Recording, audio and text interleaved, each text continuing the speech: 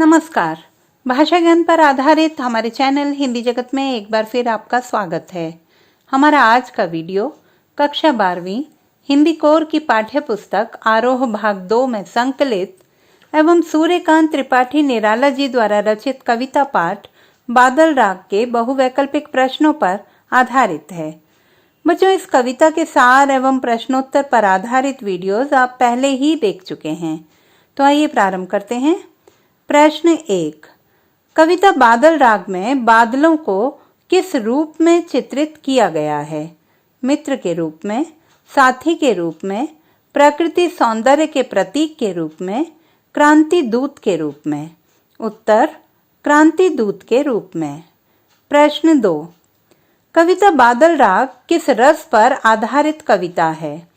करुण रस, शांत रस, वीर रस, रौद्र रस। उत्तर वीर रस।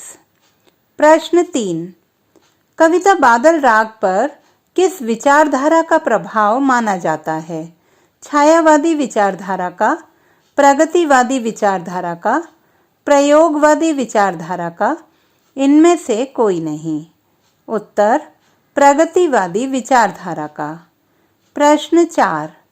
कविता बादल राग के रचयिता हैं सूर्यकांत त्रिपाठी निराला, सर्वेश्वर दयाल सक्सेना, शमशेर बहादुर सिंह, फिराक गोरखपुरी। उत्तर सूर्यकांत त्रिपाठी निराला। प्रश्न 5। सूर्यकांत त्रिपाठी निराला जी की प्रमुख काव्य रचनाएं हैं काल तुझसे होड़ है मेरी, इतने पास अपने, परिमल गीतिका अनामिका, गुले नगमा बज़्म जिंदगी, चक्रव्यूह अपने सामने। उत्तर परिमल गीतिका अनामिका। प्रश्न 6। कविता बादल राग में कवि किसका आह्वान करता है? प्रकृति का, ईश्वर का, क्रांतिकारियों का, बादल का। उत्तर बादल का। प्रश्न 7। संसार के भयभीत होने का क्या कारण है? मूसलाधार बारिश, भीषण गर्जना, प्रलय की आशंका, उपर्युक्त सभी। उत्तर उपर्युक्त सभी। प्रश्न 8। गगन स्पर्शी स्पर्धाधीर कौन है? पूंजीपति लोग, गरीब लोग, क्रांतिकारी लोग, किसान और मजदूर वर्ग। उत्तर पूंजीपति लोग। प्रश्न 9। लघु भार शस्य अपार किसके प्रतीक हैं? प्राकृतिक संपदा के, वर्षा ऋतु के, खुशहाली के, किसान और मजदूर वर्ग के।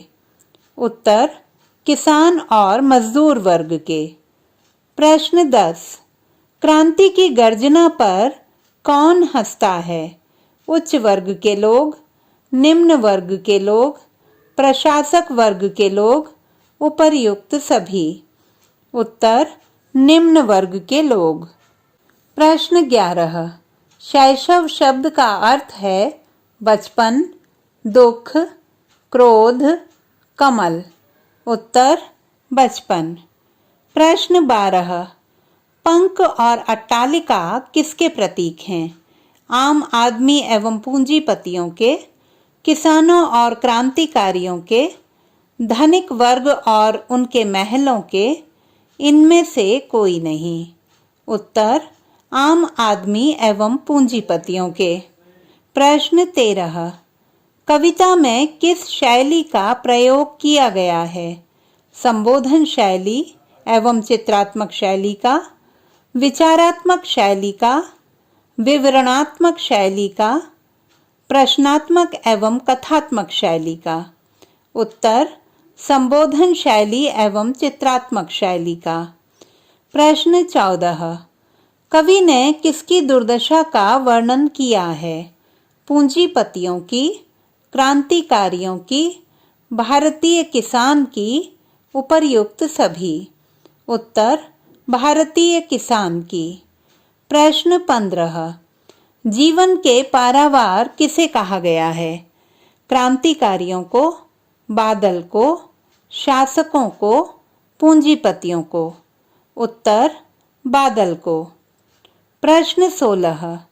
बादल को क्रांति का अग्रणी मानते हुए कवि ने उसके लिए किन शब्दों का प्रयोग किया है? निर्दय विप्लव, भेरी गर्जन, विप्लव के बादल, विप्लव के वीर। उत्तर विप्लव के वीर। प्रश्न 17। विप्लव रव से छोटे ही हैं शोभा पाते पंक्ति का आशय है क्रांति से शोषक वर्ग प्रसन्न होता है। क्रांति से शोषित वर्ग प्रसन्न होता है। क्रांति सबके लिए उल्लास लेकर आती है। क्रांति सबके विनाश का कारण है। उत्तर क्रांति से शोषित वर्ग प्रसन्न होता है। प्रश्न 18। धनिकों के आवासों को किसकी संज्ञा दी गई है? राजभवन, आरामगाह, आतंक भवन, इनमें से कोई नहीं। उत्तर आतंक भवन। प्रश्न 19। शैशव का सुकुमार शरीर के द्वारा कवि क्या कहना चाहता है? बचपन का कोमल शरीर, शोषित वर्ग के संघर्षशील बच्चे, शोषक वर्ग के जुझारू बच्चे, उपर्युक्त सभी। उत्तर शोषित वर्ग के संघर्षशील बच्चे। प्रश्न 20। अशनिपात से शापित विशेषण का प्रयोग किसके लिए किया गया है? शोषक वर्ग के लिए, शोषित वर्ग के लिए, प्रशासक वर्ग के लिए, क्रांतिकारियों के लिए। उत्तर शोषक वर्ग के लिए। प्रश्न 21। बादलों की युद्ध नौका में क्या भरा है? क्रांति की आकांक्षा, अथाह जल, गर्जन करने वाली बिजली, विनाशकारी क्षमता। उत्तर क्रांति की आकांक्षा। प्रश्न 22। कविता बादल राग का भाव डैश एवं शिल्प डैश है? छायावादी और प्रयोगवादी, प्रगतिवादी और छायावादी, प्रयोगवादी और छायावादी, छायावादी और प्रगतिवादी। उत्तर प्रगतिवादी और छायावादी। प्रश्न 23। समीर सागर एवं रणतरी में प्रयुक्त अलंकार है उत्प्रेक्षा अलंकार, उपमा अलंकार, रूपक अलंकार, मानवीकरण अलंकार। उत्तर रूपक अलंकार। प्रश्न 24। कवि ने बादल को किसका प्रतीक माना है? आर्थिक क्रांति का, राजनीतिक क्रांति का, नैतिक क्रांति का, सामाजिक क्रांति का। उत्तर सामाजिक क्रांति का। प्रश्न 25। मनुष्य के जीवन में किस छाया का आवागमन लगा रहता है? सुख समृद्धि की छाया का, सुख दुख की छाया का, दुख दर्द की छाया का, गरीबी और दरिद्रता की छाया का। उत्तर सुख दुख की छाया का। प्रश्न 26। कवि ने बादल को ही क्रांति का प्रतीक क्यों माना है? बादल घनघोर वर्षा करते हैं, बादल ताप से बचाते हैं, बादल भीषण गर्जना करते हैं, बादल के भीतर सृजन और विध्वंस की ताकत है। उत्तर बादल के भीतर सृजन और विध्वंस की ताकत है। प्रश्न 27। कविता बादल राग में कवि ने किसका सजीव चित्रण किया है?